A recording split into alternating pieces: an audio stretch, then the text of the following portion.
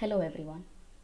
Being a child, many of us would have thought of possessing some kind of a power that will actually help you to do everything just by thinking it in our head and actually not performing it. If not a power, maybe you would have thought of possessing a device which will help you to do all these things. Now, what if we stumble upon a technological wonder which will help you to do all these things? Now, here comes the role of brain computer interface. The moment I say brain, the first thing that comes into your mind is the picture of a very complex organ, which is actually the commander in chief of our body, without whose permission we could literally do nothing.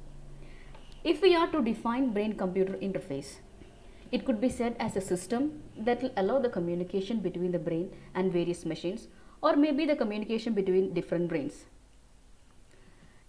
The basic units of brain computer interface system are signal acquisition unit, signal processing unit, and signal application unit. What are the functions of these three units?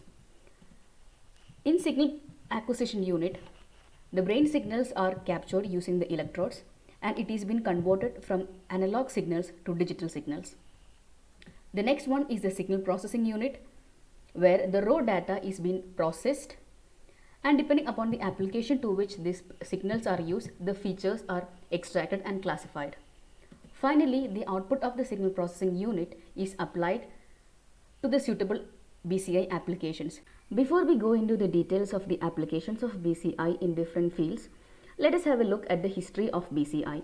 The history of BCI started with the discovery of EEG, that is electroencephalography. It was discovered by a German scientist named Hans Berger in 1920s. He showed that the electrical activities of the human brain can be recorded using the electrodes placed on the scalp. The discovery of EEG was a key tool in the neuroscience field. The whole idea of communication through brain activity led to the emergence of another field named neurofeedback in 1960s.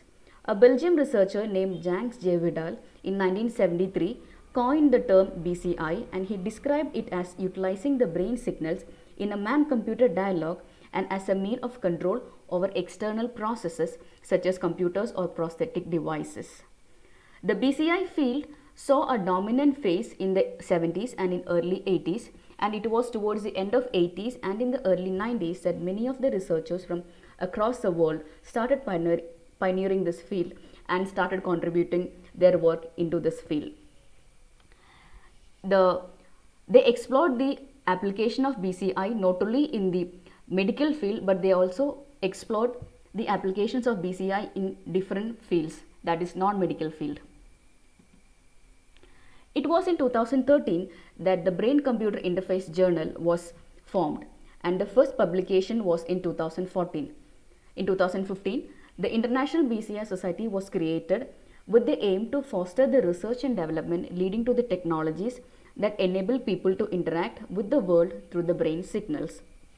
In the following years, the mainstream companies such as Facebook and the company named Neuralink, which was formed by Elon Musk, started stepping into this field for the betterment of the field. Depending on the method that is used to capture the brain signals, BCI could be classified as invasive BCI and non-invasive BCI. In invasive BCI, the electrodes are implanted either into the motor cortex or placed on the cortical surface. Depending on the placement of electrodes, invasive BCI could be said to be either fully invasive or semi-invasive. The signals captured using invasive BCI have high temporal and spatial resolution as well as high signal to noise ratio.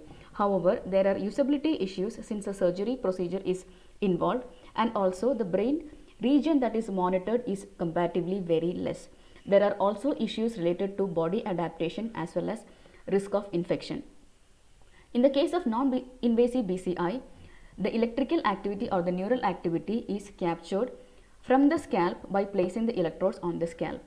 Though the signal quality is comparatively low, there are high usability issues, and the brain area that is monitored is very large, and also there are no adaptation issues and infection risks.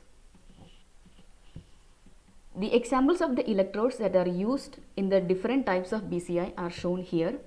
As you can see, in the invasive method, the microelectrodes are inserted into the cortex, as I said. In the case of semi-invasive method, the method is called as electrocorticography, where the microelectrode grid is placed on the surface of the cortex, and in non-invasive method the electrodes are placed on the scalp. Due to the high usability and less risks involved in non-invasive BCI, this method is widely used in the research purposes and also in the commercialized products. Now let us see some of the techniques involved in non-invasive BCI to capture the brain signals. One among them is magnetoencephalography, which measures the magnetic field produced in the brain using superconducting quantum interference devices. Though there are portability and cost issues related to this method, the activity captured is less distorted. Another method is fMRI, which detects the blood flow related to the neural activity. It uses Bowl contrast, that is, blood oxygen level dependent contrast, which reflects the changes in the deoxyhemoglobin concentration in the brain tissues.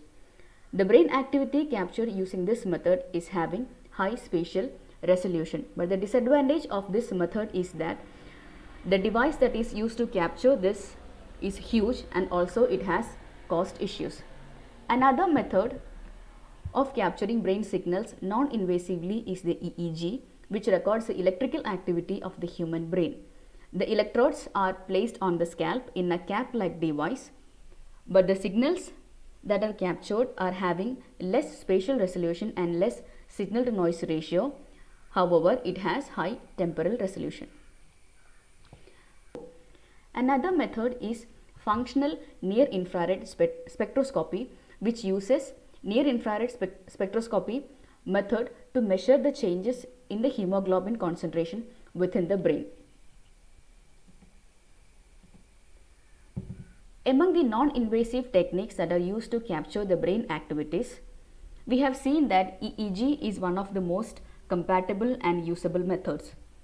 While talking about BCI, one should be very well aware of the different brain regions, which are frontal lobe, temporal lobe, cerebellum, occipital lobe and parietal lobe. The frontal lobe is responsible for high level of cognition and regulating the emotions and the thoughts. Temporal lobe is responsible for auditory processing and the memory related to that. Since it is placed near the outer ear, it plays a part in the balance system. The cerebellum, being the little brain, acts like a autopilot that allows us to talk and walk automatically without even thinking about the action. The occipital lobe is responsible for the processing of vital stimuli, and finally the parietal lobe, which is activated every time the thought changes, and it is responsible for sensory integration. Since EEG based BCI are widely used, we should be very careful of the placement of the electrodes. There is a 1020 system which is internationally accepted, which describes the location of the electrodes placed on the scalps. The system is based on the relationship between the location of the electrode and the underlying area of cortex. The numbers 10 and 20 describes the distance between the adjacent electrodes. It is either 10% or 20% of the total front back or right left distance of the skull. Each lobe is given a different letter for identification. There is no central lobe that exists, it is just for identification purpose. The 0 refers to the electrodes placed on the midline. The even numbers refers to the electrodes position on the right hemisphere, and odd numbers refers to the electrodes placed on the left hemisphere. There are 4 anatomical landmarks, that is nascent, which is a point between the forehead and the nose, inion, which is the lowest point of the skull behind the head, and the preauricular points anterior to the ears. This is a standard positioning of the electrodes, where the P stands for frontal, T stands for temporal, C stands for central, P is parietal and O is occipital. Depending upon the application of the use, we could select the electrodes, and if we are in need of more data, we could add electrodes as well. There are many mainstream companies who are manufacturers of EEG headset devices. A few are listed here. Emotiv is a company which produces Epoch Plus series of EEG, and the device is shown here. Another company is Brain Products that manufactures ActiChamp EEG headset. Another one is Neuroelectrics, which produce Enobio EEG device series with different electrodes, say for example 20 electrodes, 32 electrodes, etc. Another one is the ABM, which produces B Alert X series of EEG device. To list a few more companies, we have Cognionics, M-Braintrain and G-Tech. Now let's have a look at the electrical signals involved in BCI. The electrical signals could be broadly classified as evoked potentials, that is EP, and the event related desynchronization or synchronization, that is ERD or ERS. Evoked potentials are further classified into event related potentials and steady state evoked potentials. Evoked potential or evoked response can be described as the electrical responses recorded from the system after the presentation of a stimuli. ERP is elicited by stimulus change and is a time-locked deflection of the ongoing brain activity. The different ERPs could be obtained either by visually evoking the potential or auditory evoking the potential or evoking the somatosensory, which is called as somatosensory evoked potential. In case of steady-state evoked potentials, the potentials are evoked by a stimulus at a fixed frequency. The different types of SSEEP are visually evoked, auditory evoked, or either evoking the somatosensory cells. The different types of SSEEP are steady-state visually evoked potential, steady-state auditory evoked potential, and steady-state somatosensory evoked potentials. The other one is the event-related desynchronization or synchronization, which could be defined as the different responses of the neuronal structure. Both ERD and ERS are time-locked events. ERD could be defined as the short-lasting and localized amplitude attenuation of the rhythms within the alpha band. The topological pattern reflects the activation or excitation of the cortical areas. When visual task is applied, ERD is found over the occipital areas. ERS could be described as the short-lasting amplitude enhancement. In the localized patterns, the inhibition of the cortical areas are represented. During the visual task, ERS is found over the central areas close to the electrodes. The disadvantages of this method is that it requires extensive training, there is variability in the performance, and it is less accurate. The tasks include to get ERD or ERS is motor imagery, mental arithmetic, or mental rotation. BCI systems have found its application not only in the medical field but also in the fields such as neuroergonomics and smart environment, neuromarketing and advertisement, education and self-regulation field, games and entertainment, and finally the security and authentication field. Let us have a look at the applications of the BCI system in medical field in details. The BCI system could be used widely for prevention, detection and diagnosis applications, as well as rehabilitation and restoration. BCI systems are also used for the study of concentration levels of the people who are suffering from motion sickness.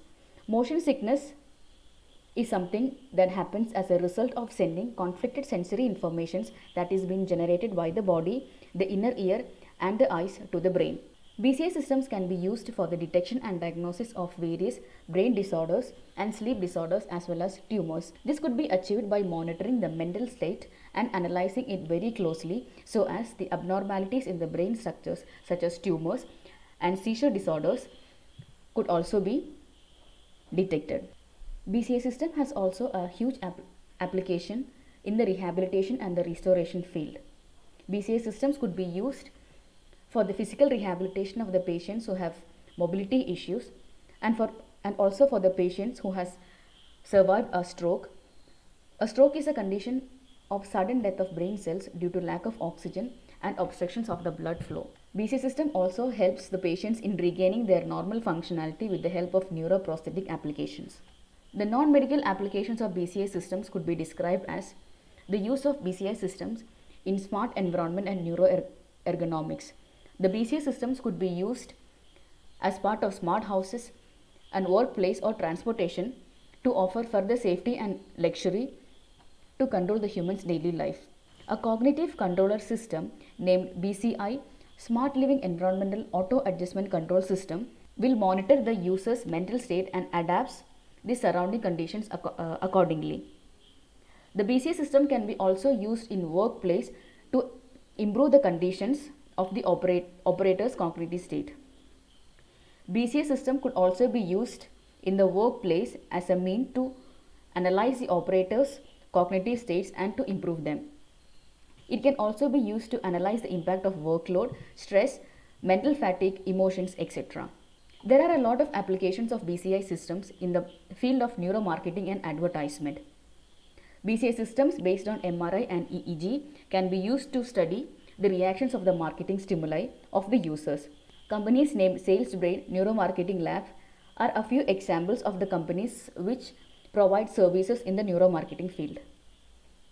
EEG system can also be used for the evaluation of TV advertisements which are related to commercial as well as political fields.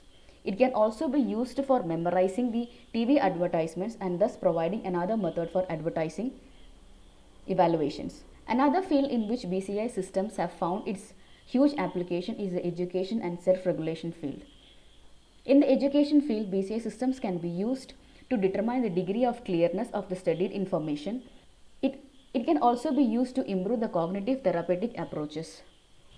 BCI systems could also be used to analyze depression and hence monitoring the mental state or mental health of the user.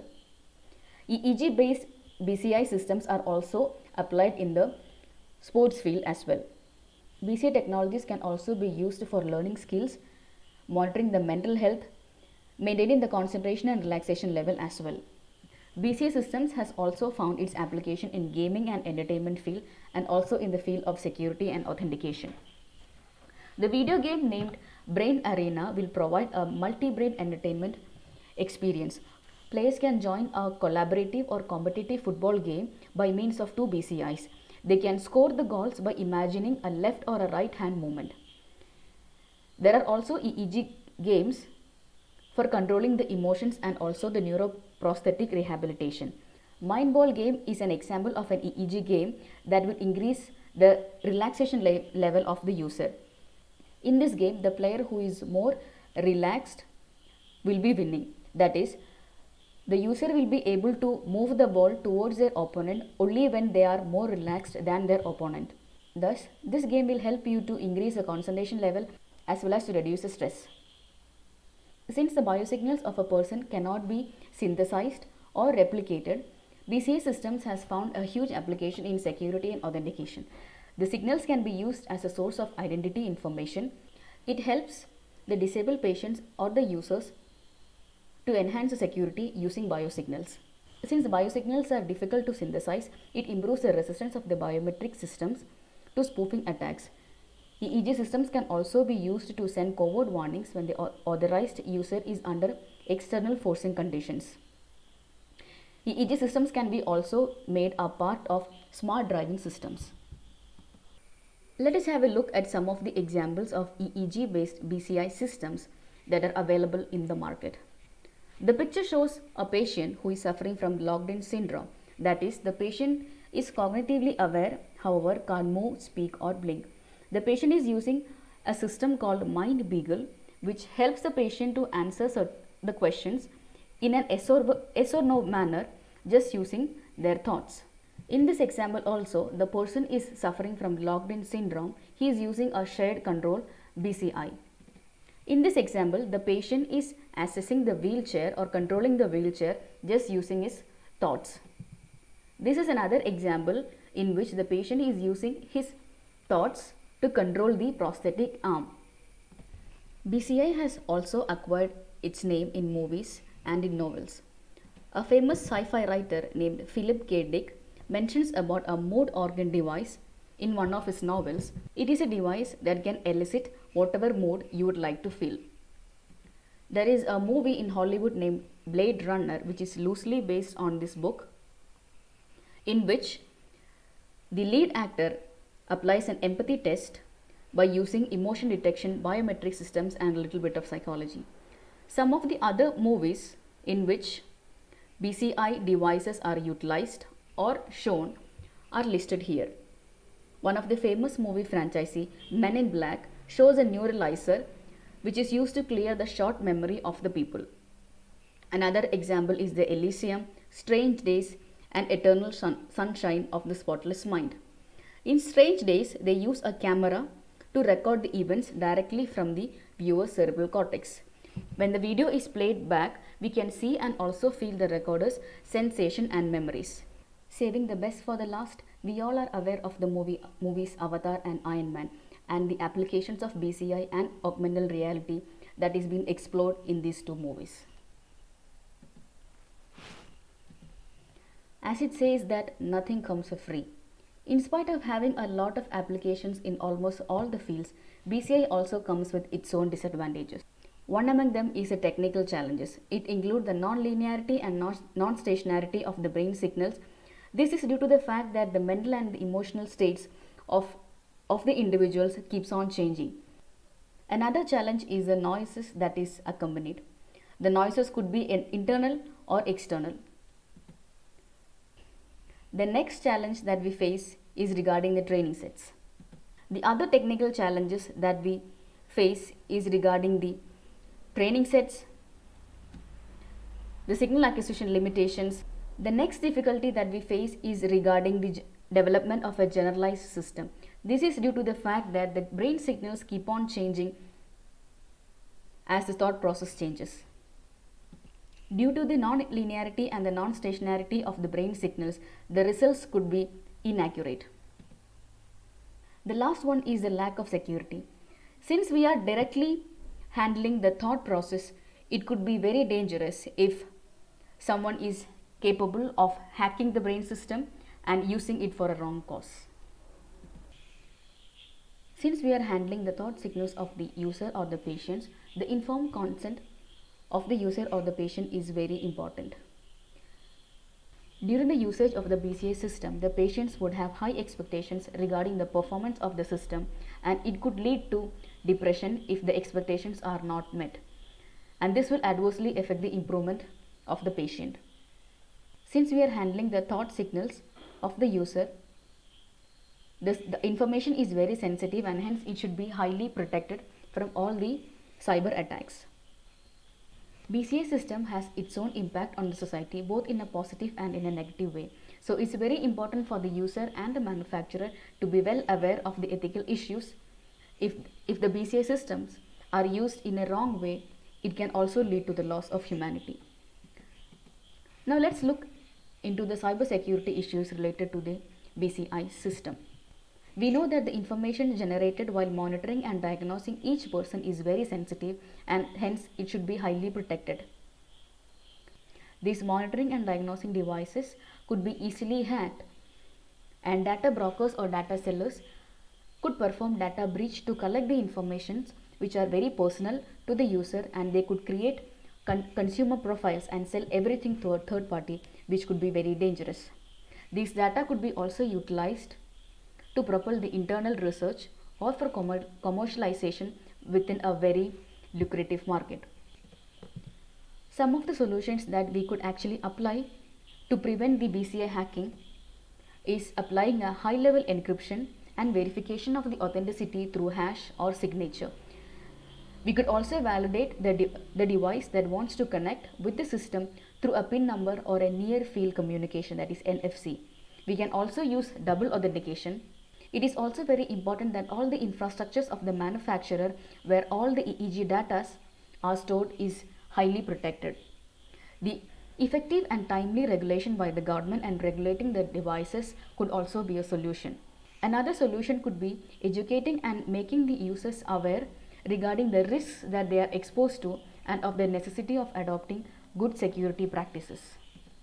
BCI is a multidisciplinary field, and the evolution of this field is affected by many factors such as new advancements in AI and robotics, new theories in machine learning and mathematics, new hardwares, new discoveries in medicine, neuroscience, etc. In recent years, many companies have started to invest in this BCI field, and a few to list are Facebook, Neuralink, and Kernel. In 2017, Facebook has announced a B8 project to build a BCI system that will allow the user to type messages just by thinking it in their head and literally not typing it. They are trying to build a BCI system that will allow the users to communicate at a speed of at least 100 words per minute. They have collaborated with the University of San Francisco, UC Berkeley, Johns Hopkins, and many more for this project. Elon Musk has founded the Neuralink company in 2017, and they have announced a Neuralace, which is an AI layer that would augment the human brain activities. They are aiming to build an implantable device as an additional layer which will enhance the memory and much more.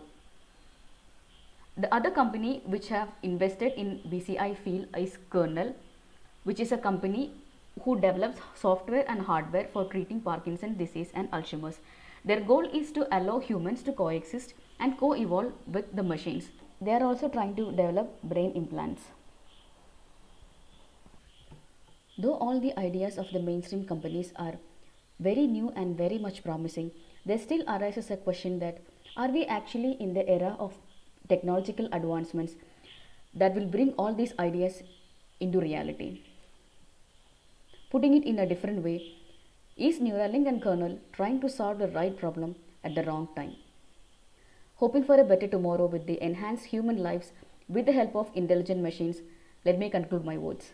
Thank you.